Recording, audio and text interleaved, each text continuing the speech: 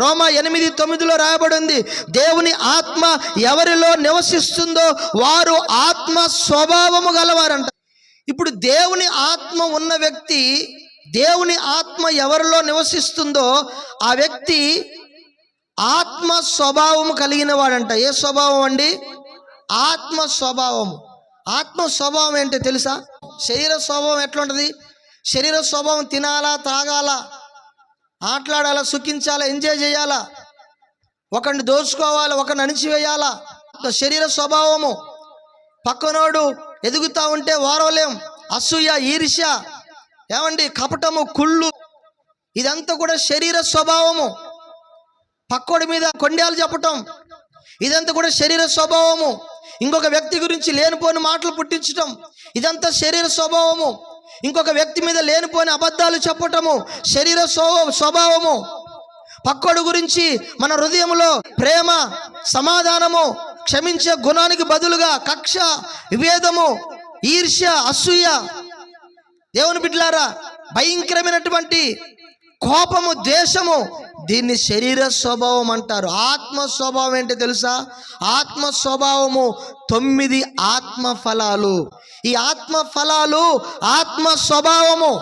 ఆత్మ ఫలమేమనగా ప్రేమ, సంతోషము, సమాధానము, దీర్ఘశాంతము, దయాళత్వము, మంచితనము, విశ్వాసము, సాత్వికము, ఆశా నిగ్రహము.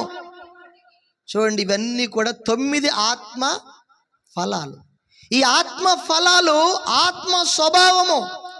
ఎవరిలోనైతే పరిశుద్ధాత్మ అభిషేకం ఉంటుందో వారిలో ఈ 9 ఆత్మ ఫలాలు కనపడతాయి. ఏ ఆత్మ ఫలాలండి? ఈ 9 ఆత్మ ఫలాలు. దీన్నే ఆత్మ స్వభావం అని పౌలు రోమా సంఘానికి రాస్తున్నాడు. మీలో పరిశుద్ధాత్మ నివసించిన ఎడల మీరు ఆత్మ స్వభావం కలవారే గాని శరీర స్వభావం కలిగిన వారు కారు.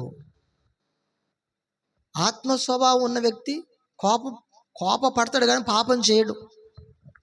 ఆత్మ స్వభావం ఉన్న వ్యక్తి ఎంతటి కరుడుగట్టిన వ్యక్తినైనా ప్రేమిస్తాడు. ఆత్మ స్వభావం ఉన్న వ్యక్తి సంతోషంగా ఉంటాడు, కష్టంలో, దుఃఖంలో, అన్ని విషయాలలో. ఆత్మ స్వభావం కలిగిన వ్యక్తి మంచితనాన్ని చూపిస్తాడు. ఆత్మ స్వభావం కలిగిన వ్యక్తి ఆశా నిగ్రహం కలిగి ఉంటాడు. ఆత్మ స్వభావం కలిగిన వ్యక్తి విశ్వాసాన్ని కలిగి ఉంటాడు. ఆత్మ స్వభావాన్ని కలిగిన వ్యక్తి దయాళత్వాన్ని కలిగి ఉంటాడు. ఈ 9 ఆత్మ ఫలాలను, వరాలను కలిగి ఉంటాడు. మనం డ్రమ్ము కొట్టినప్పుడు ఎగిరి గంతులేసి రీబా శకరలబా ఇది ఒక్కటి మాట్లాడితే సరిపోదు. అవి భాషలు ఉన్నాయి. ఆత్మచేత నింపబడటము భాషలు ఉన్నాయి.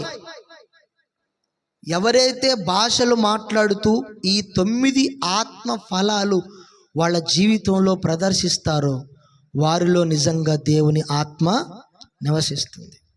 ఈ పరిశుద్ధాత్మ యొక్క స్వభావం ఏంటంటే ఈ 9 ఆత్మ ఫలాలు. ఎఫెసీ పత్రిక 5:18 రాయబడి ఉంది, మద్యముతో మత్తులై ఉండకుడి, ఆత్మ పూర్ణులై ఉండండి. ఎలా ఉండాలంట? మనం ఆత్మపూర్ణులమై ఉండాలి. పరిశుద్ధ ఆత్మ చేత నింపబడటం ఒక్కరోజు అనుభవం కాదండి. ప్రతిరోజు నీవు పరిశుద్ధాత్మను నువ్వు పొందిన తర్వాత పరిశుద్ధాత్ముడు నీలోనే నాలోనే ఉంటాడు. ఆ పరిశుద్ధాత్మని ఎప్పుడు కూడా మనలో యాక్టివ్గా పనిచేయటానికి మనం సిద్ధపడాలి.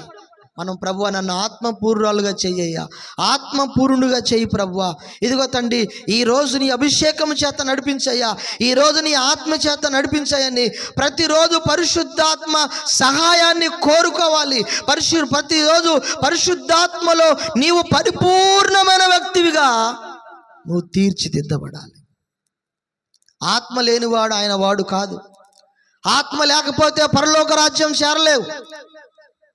ఈ యొక్క 5 మంది బుద్ధి లేని కన్నికలలో వాళ్ళు పెళ్లి కుమారుని ఎదుర్కోకపోవటానికి ఒక బలమైన కారణం ఏంటంటే సిద్ధపాటు లేదు. ఏంటి ఆ సిద్ధపాటు అంటే పరిశుద్ధాత్మ అభిషేకము, నూనె లేదు. ఒక వ్యక్తిని పరలోక రాజ్యానికి సిద్ధపరిచేది పరిశుద్ధాత్ముడు మాత్రమే. పరిశుద్ధాత్ముడు కనుక నీలో ఉంటే ఆయన రాకడను నువ్వు గుర్తించగలుగుతావు. పరిశుద్ధాత్ముడు నీలో ఉంటే ఆయన రాకడ కొరకు సిద్ధపరుస్తాడు. పరిశుద్ధాత్ముడు నీలో ఉంటే ఆ పెళ్లి కుమారుని స్వరాన్ని వినగలుగుతావు. పరిశుద్ధాత్ముడు నీలో ఉంటే దేవుని బిడ్డలారా, నువ్వు పడుకున్న వెంటనే లేచి నిన్ను సిద్ధపాటులోకి తీసుకొస్తాడు పరిశుద్ధాత్మదేవుడు. కాబట్టి పరిశుద్ధాత్మ చేత ఏం చేయాలి? నింపబడాలి. పరిశుద్ధాత్మ చేత నింపబడకపోవటము చాలా బాధాకరమైన విషయం. చాలామంది ఆత్మ చేత నింపబడటానికి ఇష్టపడట్లేదు. ఏదో అవసరాన్ని బట్టి గుడికి వస్తున్నారు. చాలామంది అక్కర్లు బట్టి గుడికి వచ్చే వాళ్ళు ఉంటారు. చాలామంది ఏదో దేవుని దగ్గర నుంచి ఏదో పొందుకోవాలని వచ్చే వాళ్ళే ఎక్కువ మంది ఉన్నారు. కానీ నేను రాకడలో ఎత్తబడాలి, దేవుని ఆత్మ చేత నింపబడాలి, పరిశుద్ధాత్మే నన్ను పరలోక రాజ్యానికి చేరుస్తుంది అని ఒకసారి ఆలోచించే వాళ్ళు చాలా తక్కువ మంది. నువ్వు నిజంగా పరిశుద్ధాత్మ చేత నింపబడ్డావా లేదనేది నీ ప్రవర్తన మీద ఆధారపడి ఉంది. ఒకసారి పరీక్ష చేసుకోవాలి. మన ప్రవర్తన ఎలా ఉంది, మన స్వభావం ఎలా ఉంది. శరీర స్వభావంతో ఉన్నానా, ఆత్మ స్వభావంతో ఉన్నానా? ఒకవేళ నేను ఆత్మ స్వభావంతో ఉంటే ఈ 9 ఆత్మ ఫలాలను నాలో కనపరచగలుగుతున్నానా, ప్రజలు నాలో చూడగలుగుతున్నారా అనేది ఒక్కసారి కాదు, ప్రతిరోజు పరీక్ష చేసుకోవాలి. ప్రార్థనలో కూర్చున్నప్పుడల్లా ప్రభువుని అడగాలి, అయ్యా నిజంగా నేను నీ ఆత్మచేత నింపబడ్డానా? ఆత్మచేత నింపబడితే ఆత్మ స్వభావం నాలో ఉంటుందయ్యా. ఆత్మ స్వభావం ఏంటంటే 9 ఆత్మ ఫలాలు ప్రభువా. ఈ 9 ఆత్మ ఫలాలు అయ్యా మరి నా ద్వారా బయటికి ప్రదర్శించబడుతున్నాయా ప్రభువా? ఒకసారి నాతో మాట్లాడాయని ప్రతిరోజు దేవుణ్ణి అడిగి మన హృదయాన్ని సరి చేసుకొని పరీక్ష చేసుకొని ఎక్కడైతే మనము వీక్గా ఉన్నామో, ఎక్కడైతే మనము దేవుని బిడ్డలారా నిరుత్సాహంగా ఉన్నామో, ఎక్కడైతే మనము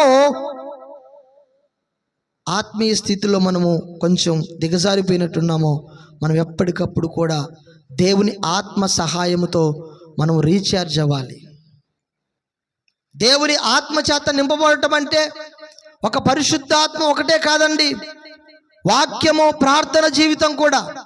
వాక్యము చదవాలి, చదువు వస్తే, లేకపోతే వాక్యాన్ని వినాలి, చదువు రాకపోతే, వాక్యానుసారంగా బ్రతకటము, ప్రార్థన జీవితం కలిగి జీవించటము, పరిశుద్ధాత్మ చేత నింపబడటము, ఇది పరిశుద్ధాత్మ చేత నింపబడటం.